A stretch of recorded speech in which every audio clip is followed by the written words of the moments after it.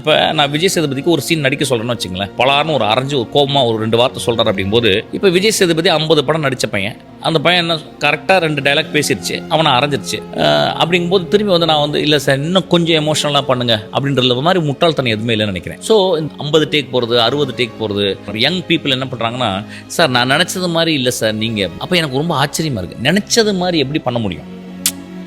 இப்போ நான் வந்து ஒரு இடத்துல வந்து ஒரு திட்டுறேன், ஓ உனக்கு அறிவு இருக்காயா அப்படின்ற, உனக்கு அறிவு இருக்காயா அப்படிங்கும்போது உனக்கு அறிவு இருக்காயான்னு பேசிட்டேன் சார். இன்னும் உனக்கு அறிவு இருக்காயா சார், இன்னும் 10 உனக்கு அறிவு இருக்காயா, இப்படி எவ்வளோ தான் போயிட்டே இருக்குது. இப்போ உனக்கு அறிவு இருக்காயா அப்படின்னு சொன்னால் தப்பு. எனக்கு டோட்டலி இல்லாஜிக்கலாக இருக்குது. உனக்கு அறிவு இருக்காயா போதுமே, கம்யூனிகேட் ஆயிருதே. ஸோ இதை வந்து இன்னைக்கு இருக்க யங் ஜெனரேஷன் இப்போ இதை வந்து நான் பார்க்குறேன். ஆக்சுவலாக வந்து எமோஷன்றது வந்து ஆடியன்ஸ் மனசில் ஏற்படுறது ஒழிய ஆக்டருக்குள்ளே நடக்கிறது விஷயம் கிடையாது. ஆக்டர் வந்து லீட் பண்ணுறாரு, அவ்வளோதான்.